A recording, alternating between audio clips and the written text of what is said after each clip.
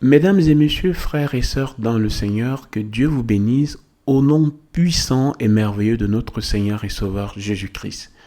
Vous êtes dans Cantique TV et je suis le frère Guy José.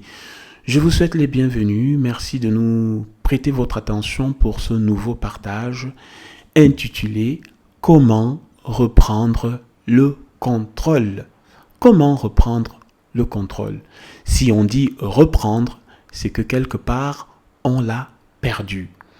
La Bible dit dans le livre de Proverbes que comme des nuages sans pluie, ainsi est tout homme se vantant à tort de ses libéralités. Dieu aimerait que ses enfants soient capables de maîtrise et de contrôle. Il peut arriver parfois qu'on perde ce contrôle-là, mais Dieu demande qu'on se ressaisisse et qu'on garde le contrôle. Car ce n'est que dans la paix, dans la tempérance, dans la douceur, dans la bénignité que les œuvres de Dieu s'accomplissent. Donc cela est primordial, cela est capital qu'un homme de Dieu garde le contrôle. Tel est le thème de notre partage aujourd'hui et je crois Dieu que vous allez être abondamment bénis. Avant toute chose, remettons ce moment entre les mains de Dieu Tout-Puissant. Prions. Tendre Père Céleste, je te suis reconnaissant, je te bénis pour ce moment, pour ce partage, pour les paroles justes que tu mets dans ma bouche afin qu'elles soient une source de bénédiction pour toute personne qui les suivra. Merci pour toute personne qui écoutera cet enseignement et qui pourra tirer un bénéfice afin de devenir meilleur dans notre marche chrétienne de chaque jour. Je te bénis pour l'environnement, pour tout ce qui nous entoure, au nom puissant et merveilleux de notre Seigneur et Sauveur Jésus-Christ, le vivant, je t'ai prié. Amen. Amen. Amen. À l'introduction, je parlais de garder le contrôle. Et c'est le cœur de Dieu. Et les minutes qui vont suivre, nous allons aller dans la parole de Dieu, dans la Bible, parce qu'elle est notre source, c'est notre première et seule source que nous avons. Nous pouvons apporter des agréments, quelques illustrations, mais la Bible reste notre seule source, notre première et notre meilleure source. C'est dans la Bible qu'on va prendre les chapitres, les versets, les exemples pour agrémenter notre partage aujourd'hui. Alors, prenez vos Bibles et allons dans le livre de Samuel. Samuel, c'est dans l'Ancien Testament. Le livre de Samuel a 2 livres. Il y a un Samuel et il y a 2 Samuel. Je vous invite à aller dans le premier livre de Samuel et nous sommes dans le chapitre 1. Et comme résumé, avant d'aller plus loin, je voudrais d'abord résumer le contexte. Il s'agit d'un homme, Elkana. Elkana qui est un homme de la tribu d'Éphraïm. Vous savez que Éphraïm est une tribu qui avait été ajoutée parce que Éphraïm et Manassé sont les enfants de Joseph. Et ils vont être comptés comme successeurs de Joseph. Amen. Donc Éphraïm et Manassé vont avoir le partage de l'héritage des enfants d'Israël. C'est Dieu qui l'avait permis. Donc Elkana était un descendant de Éphraïm. Éphraïm qui était un enfant de Joseph. Et Elkana avait 2 femmes. Il avait 2 femmes et l'une de ces femmes, Anna, n'avait pas d'enfant, ne faisait pas d'enfant, tandis que Pénina, elle, faisait des enfants. Cette situation était très difficile non seulement pour Elkana lui-même, mais beaucoup plus encore pour Anna, qui souffrait abondamment de ne pas connaître les joies de la maternité. Et Pénina, qui voyait que son mari portait beaucoup d'attention à Anna, devenait très jalouse et mortifiait. La Bible dit qu'elle mortifiait sa coépouse et lui donnait des paroles vraiment amères au point où celle-ci passait des années, des jours, des mois à pleurer. Cette situation va durer très longtemps jusqu'au jour où Anne va décider de reprendre le contrôle, d'où le thème de notre enseignement, reprendre le contrôle et d'aller devant l'Éternel pour que sa solution change. C'est le thème de notre enseignement, donc comment reprendre le contrôle pour renverser la situation, comment reprendre le contrôle pour redonner une autre direction à notre vie. Amen. Amen. Nous sommes donc dans la Bible et nous allons commencer. Moi, j'ai pris quelques notes que je vais partager avec vous. Et au travers de cette note-là, on va apporter des explications selon la compréhension que Dieu nous a donnée. Amen. Amen. Comme je le disais donc, nous avons vu que Elkana avait deux femmes. L'une s'appelait Pénina et l'autre Anna. Pénina avait des enfants et Anna n'en avait pas. Situation très compliquée, situation très difficile. Et chaque année, il est dit au verset 3 de 1 Samuel chapitre 1 que chaque année, Elkana allait faire des offrandes, des sacrifices à l'Éternel. Il allait faire des offrandes et des sacrifices à l'Éternel au temple. C'était la loi qui le disait et lui, chaque année, il s'arrangeait à aller faire des sacrifices. Et après avoir fait des sacrifices, qu'est-ce qu'il faisait? Il partageait les mets, la viande, à ses femmes. Il donnait une portion à Pénina et à ses enfants, à ses garçons et à ses filles, et il donnait une double portion à Anna. La Bible le dit au verset 5 et 6. Il donnait une double portion à Anna parce qu'il l'aimait beaucoup.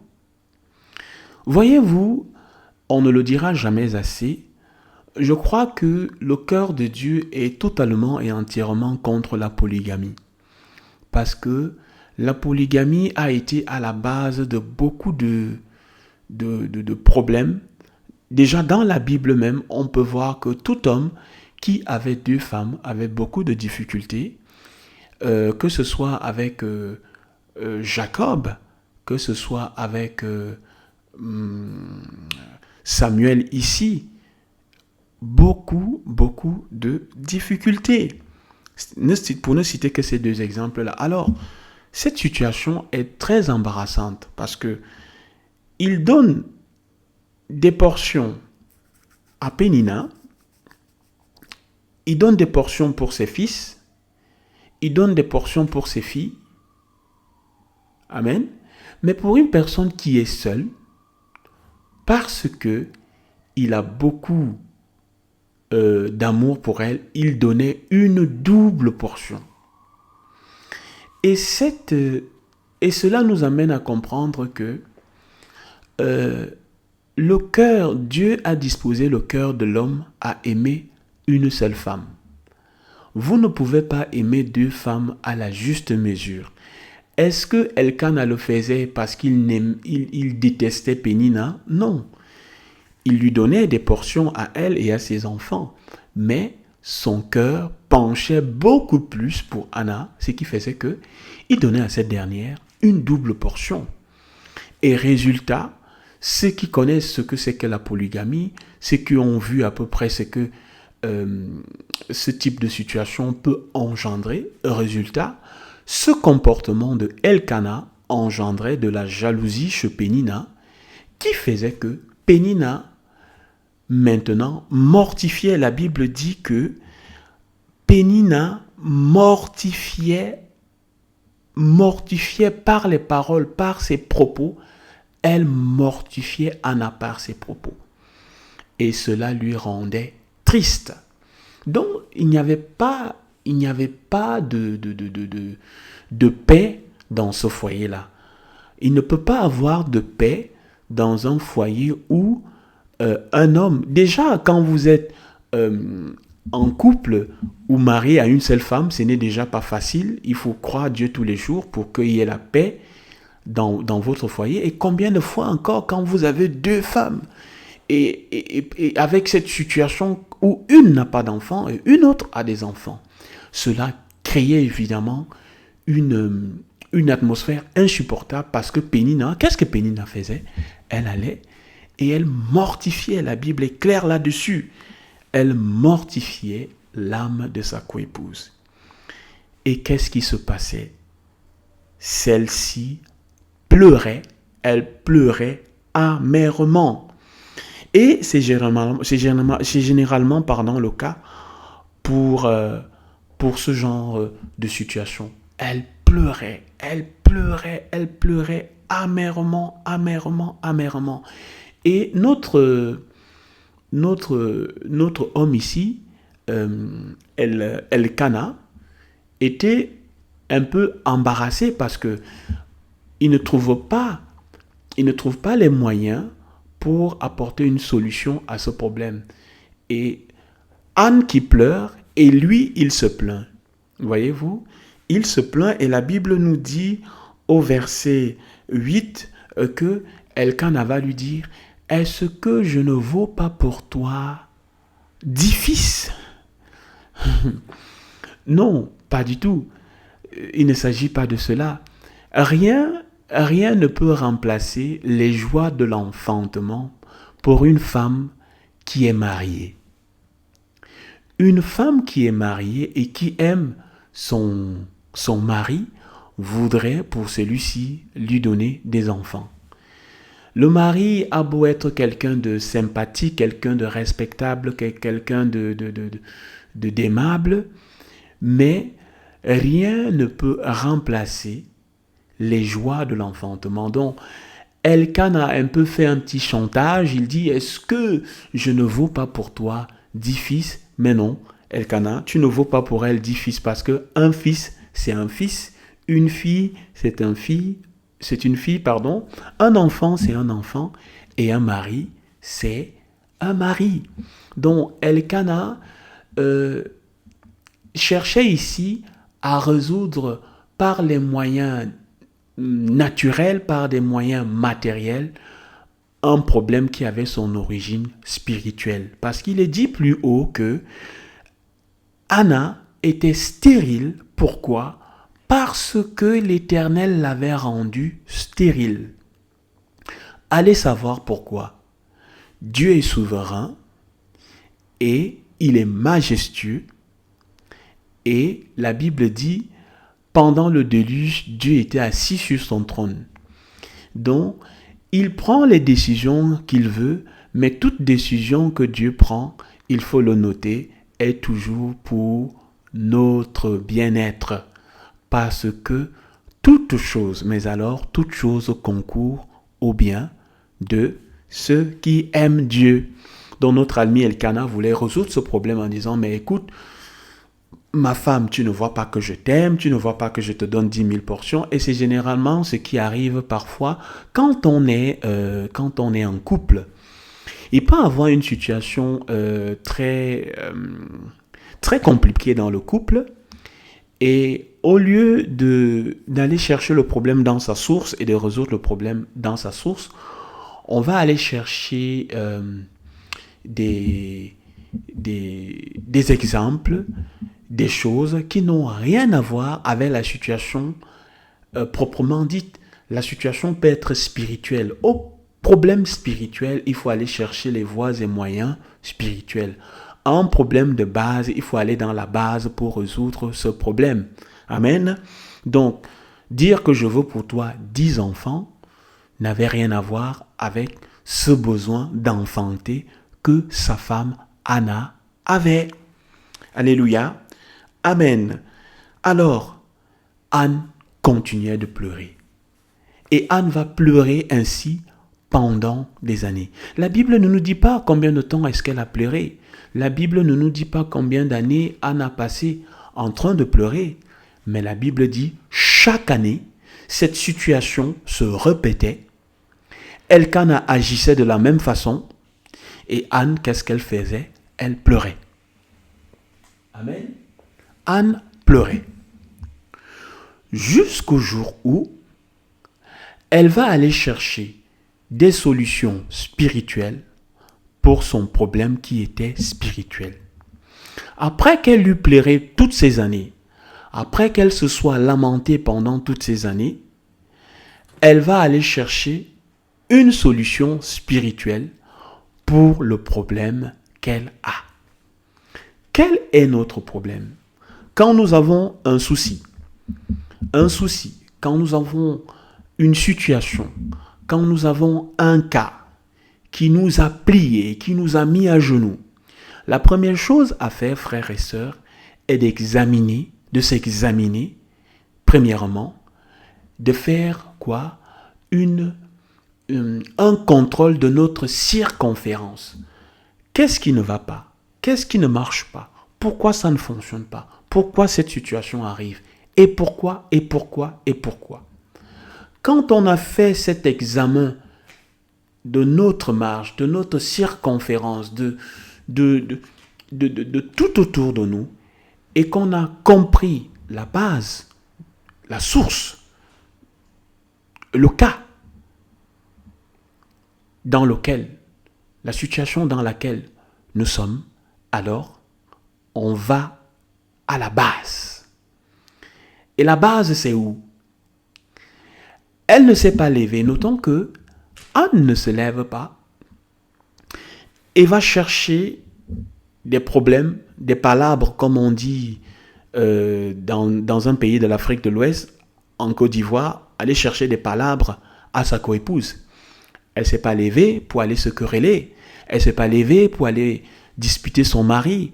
Elle ne s'est pas levée non plus pour aller chercher une solution, entre guillemets, chez un magicien, je ne sais pas moi, un marabout, un charlatan, un diseur de bonne aventure.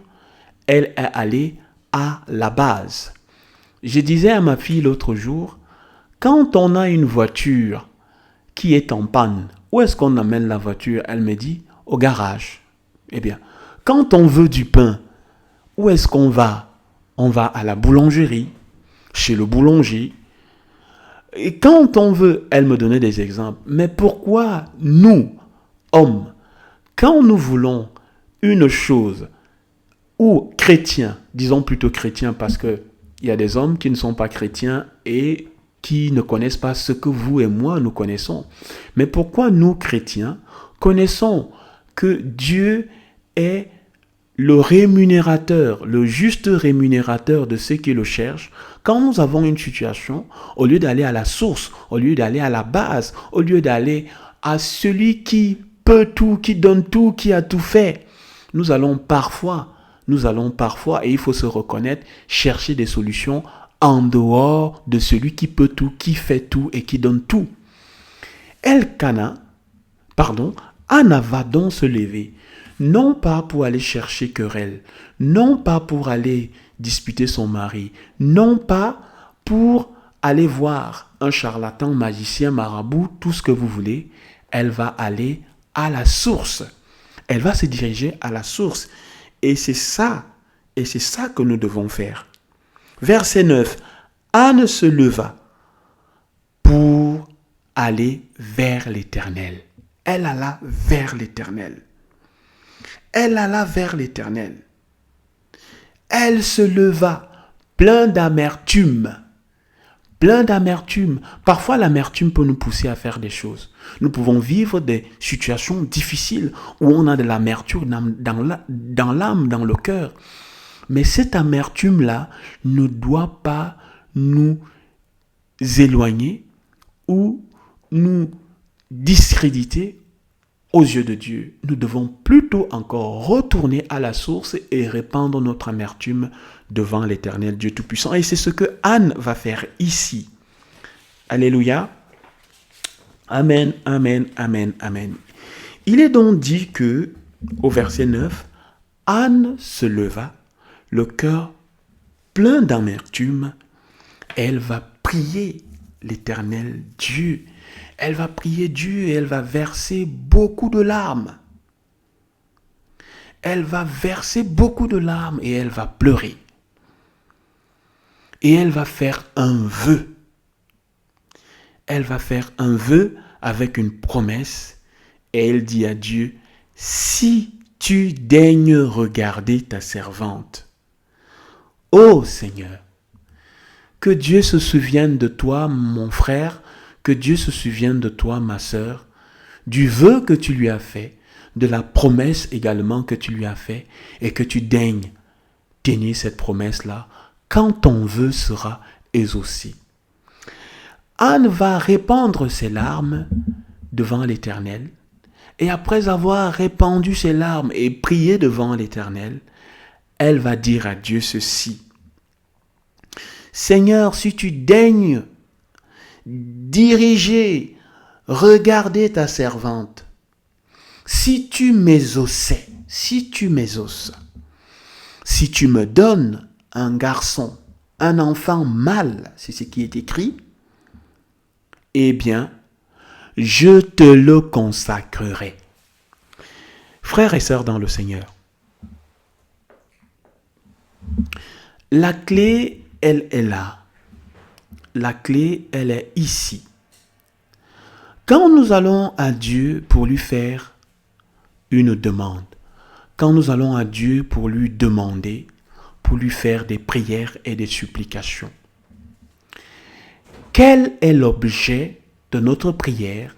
Quelle est la base de notre prière? Pourquoi est-ce que nous demandons à Dieu de nous exaucer? Anne avait compris un détail et je rends grâce à Dieu parce que plusieurs fois, on peut lire des passages dans la parole, mais c'est au fur et à mesure qu'on lit ces passages que Dieu nous éclaire. Il est dit ici que elle va faire une promesse à Dieu. Elle va faire une promesse à Dieu et elle va lui dire, Seigneur, si tu daignes tourner ton regard, si tu daignes regarder ta servante, et si tu les exauçais, et si tu lui donnais un enfant mâle, je le consacrerai, je te le confierai. Frères et sœurs dans le Seigneur, nous devons retenir ceci. Il faut retenir ceci. Le secret de l'exaucement de Dieu est dans l'ensemble. Nous devons retenir ceci.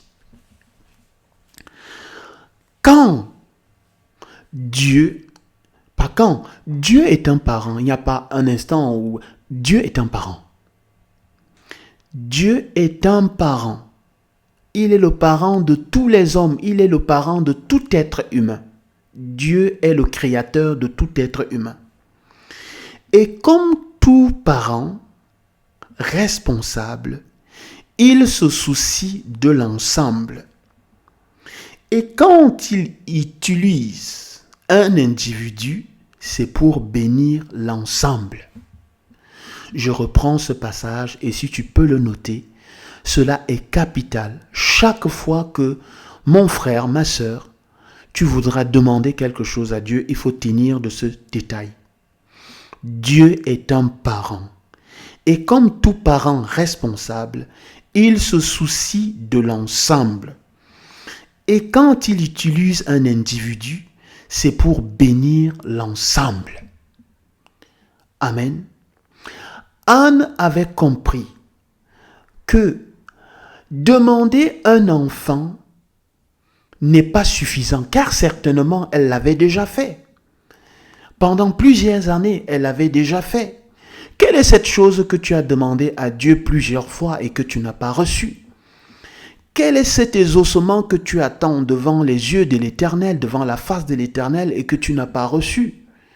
Dieu n'est pas un homme pour mentir ou un fils d'homme pour se repentir. Ce qu'il dit, il le promet. Mais pourquoi les exaucements n'arrivent pas? Est-ce que tu as veillé à ces détails que Dieu est un parent responsable et que quand il utilise un individu, c'est pour bénir l'ensemble, ça veut dire toute sa création. Il n'y a pas un exaucement que Dieu fait qui n'est pas pour utiliser toute sa création. Que ce soit dans la santé, que ce soit dans la prospérité, que ce soit dans le domaine du travail, il n'y a pas un domaine, il n'y a pas une seule chose que Dieu peut donner sans que ce soit dans l'ensemble. Le point, il est là. Ce que Dieu donne, il le donne pour que sa création tout entière soit bénie.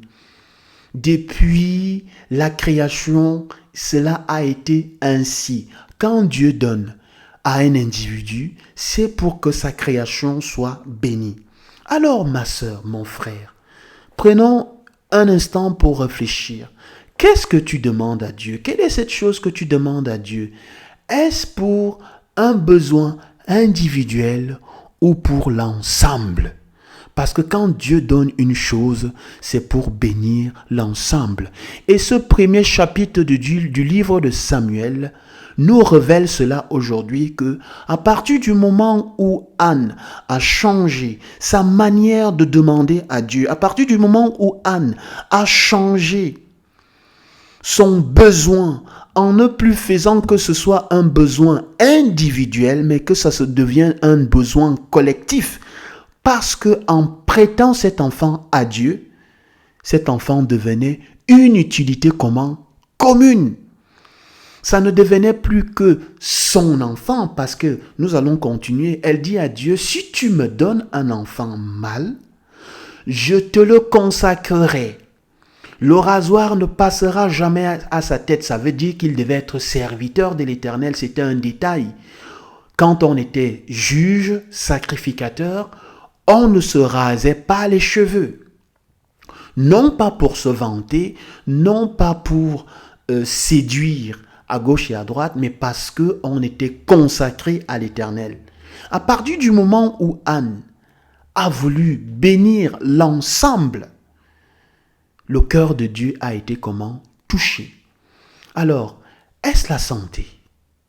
Est-ce le travail? Est-ce une maison? Est-ce un emploi? Est-ce une augmentation?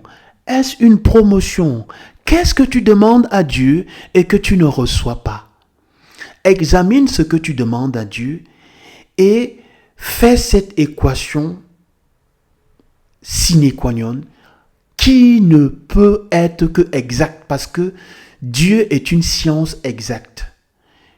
Son exaucement se réalise dans la bénédiction de l'ensemble.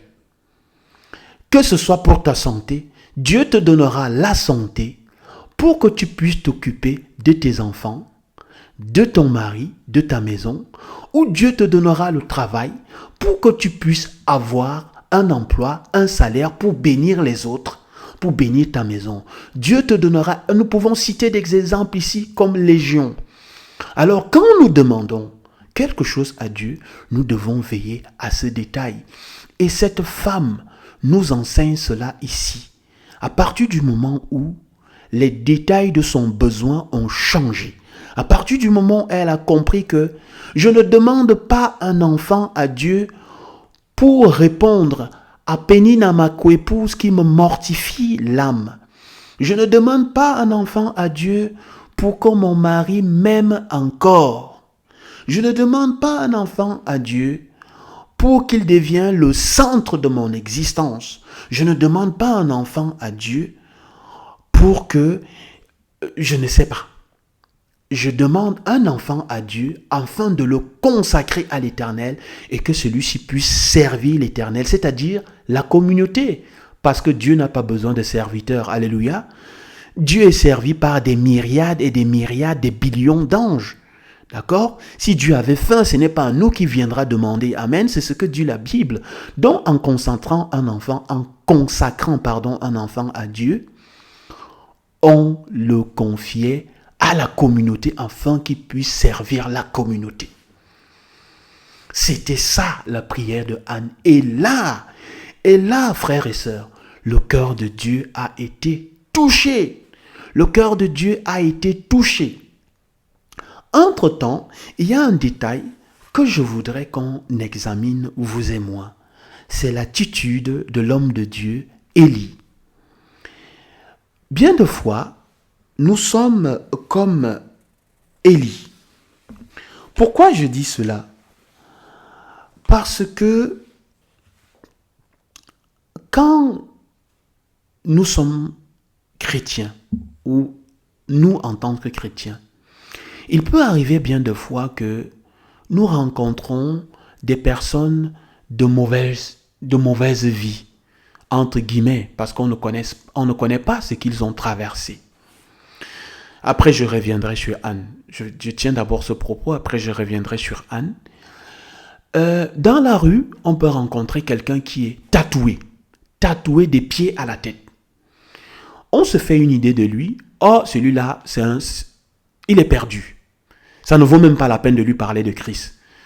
Généralement, même, je le confesse, même moi qui parle, il m'arrive parfois de penser cela et je demande pardon à Dieu parce que ce n'est pas le cas. Nous pouvons croiser une femme ayant la mise d'une prostituée et dans notre cœur, même si on ne dit rien, on la condamne. On dit, ah, celle-là, oula, elle est perdue, hein. Ça, il n'y a rien à faire pour elle. Vraiment que Dieu nous pardonne chaque fois qu'on peut penser de telles choses.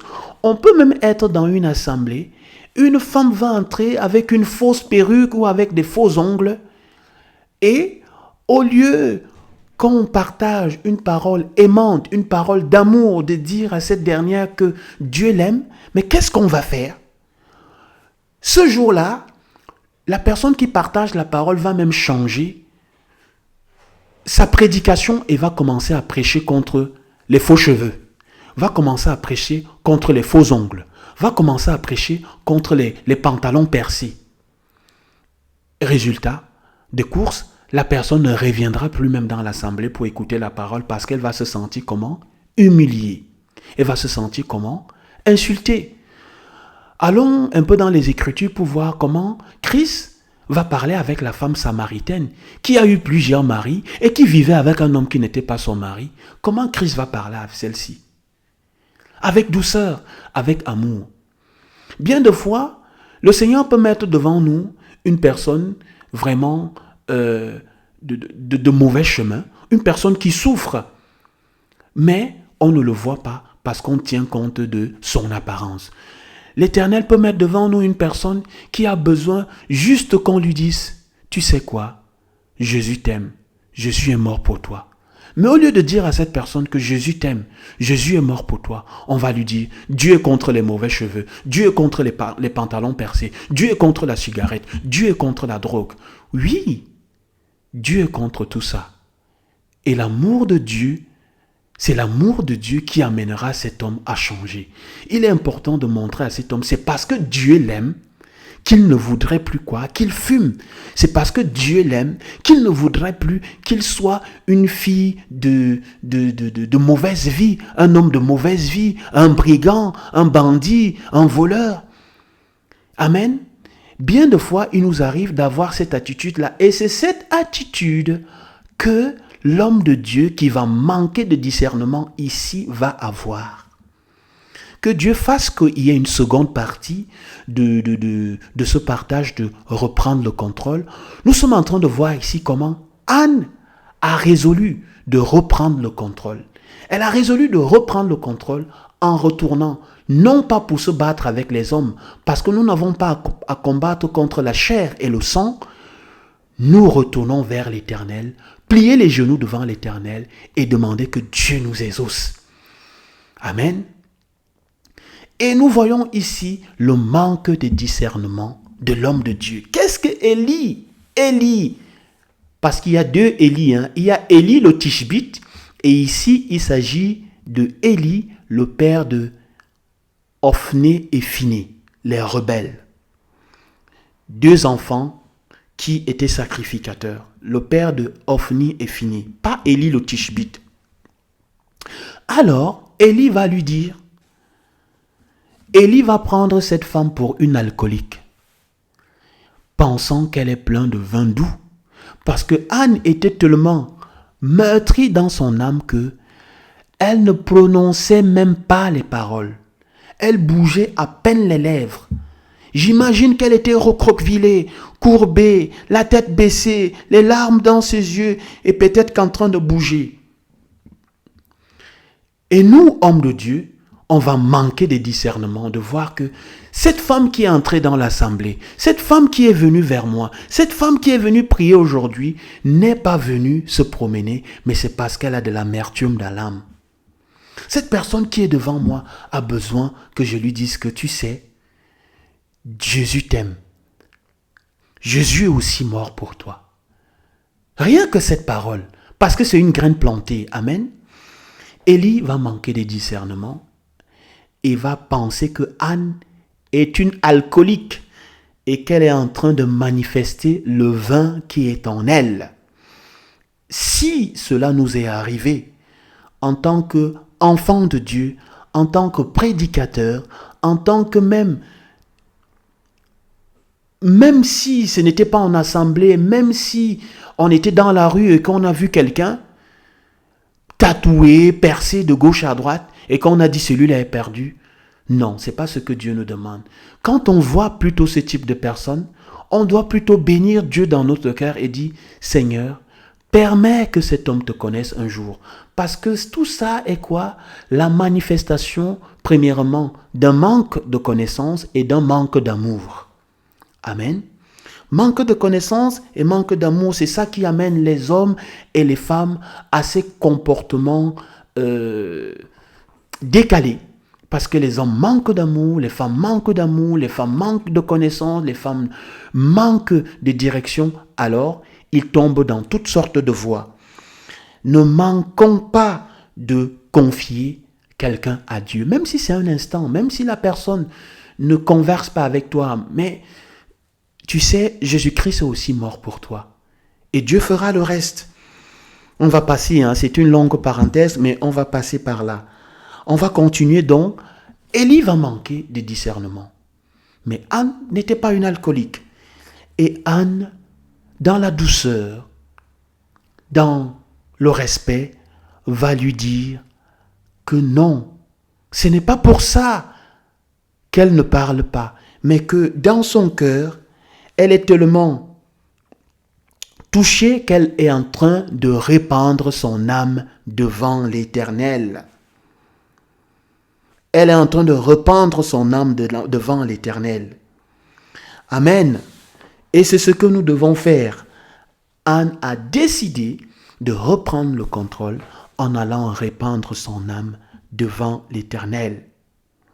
Et après avoir répandu son âme devant l'Éternel, après avoir même été traité d'alcoolique, parce que bien de fois, quand nous sommes dans cette période-là où nous sommes en train de demander quelque chose qui nous tient à cœur à Dieu, nous devons savoir que notre adversaire n'est jamais loin.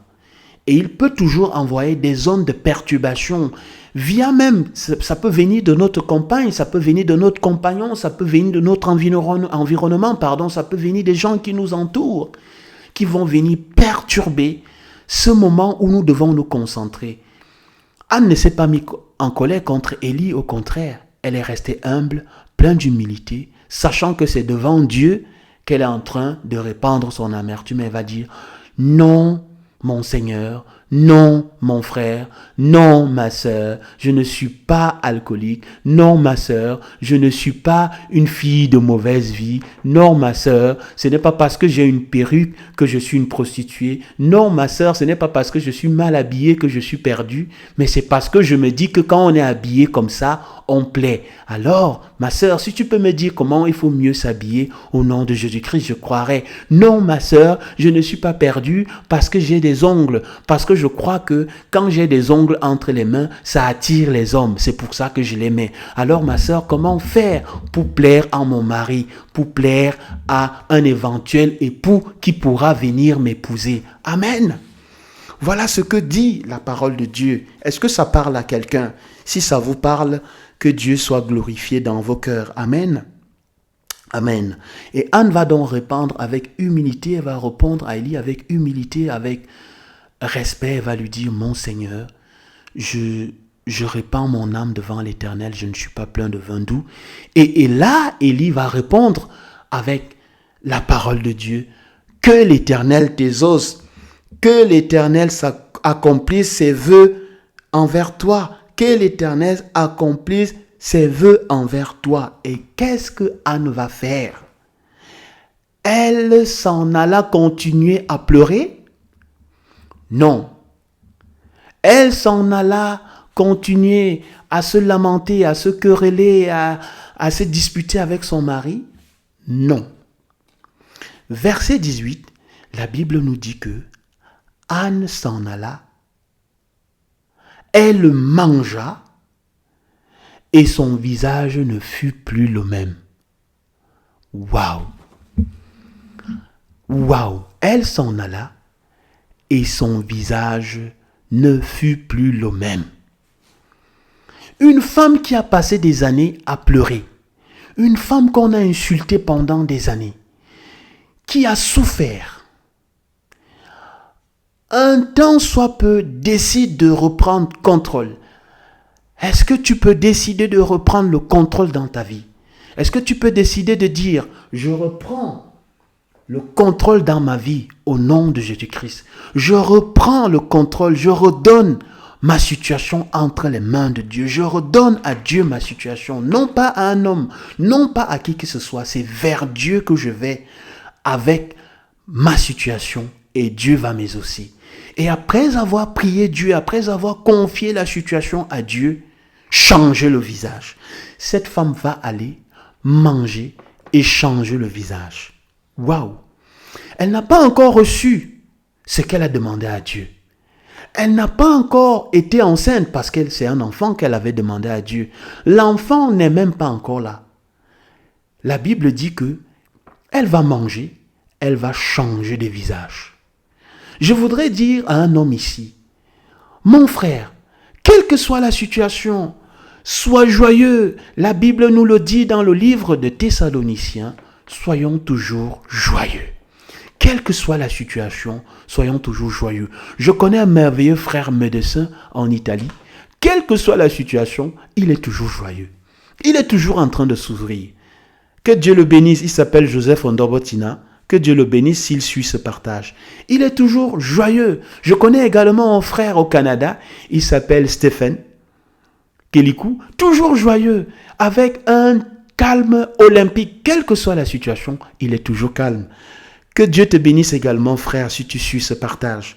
Alors, la Bible dit, qui de nous peut augmenter un coudé de sa vie à cause de ses soucis? Qui de nous va changer sa vie après avoir pleuré pendant des mois, des ans? Anne a pleuré pendant des années. Qu'est-ce que ça a changé à sa vie? Rien du tout. Rien du tout. Mais à partir du moment où elle a décidé de confier cette situation à Dieu, de prendre le contrôle, parce que Jésus-Christ nous a donné des armes, on va les citer à la troisième partie de ce partage, parce que ça c'est la première partie. Jésus nous a légué des armes. Il nous a donné un consolateur qui est le Dieu en Christ en nous, l'espérance de la gloire. Jésus-Christ ne nous a pas laissés orphelins.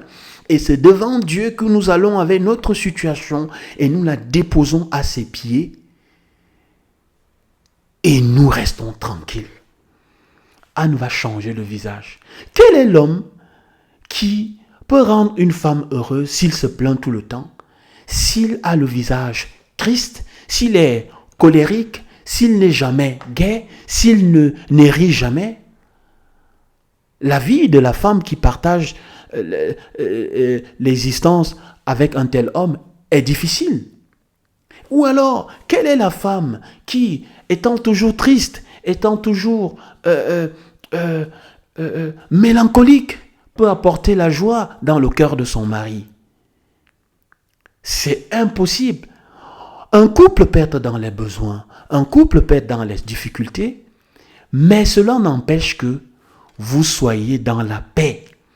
Parce que Jésus-Christ le dit dans les évangiles du chapitre 14, l'évangile de Jean. C'est un merveilleux passage que je vous invite à aller lire.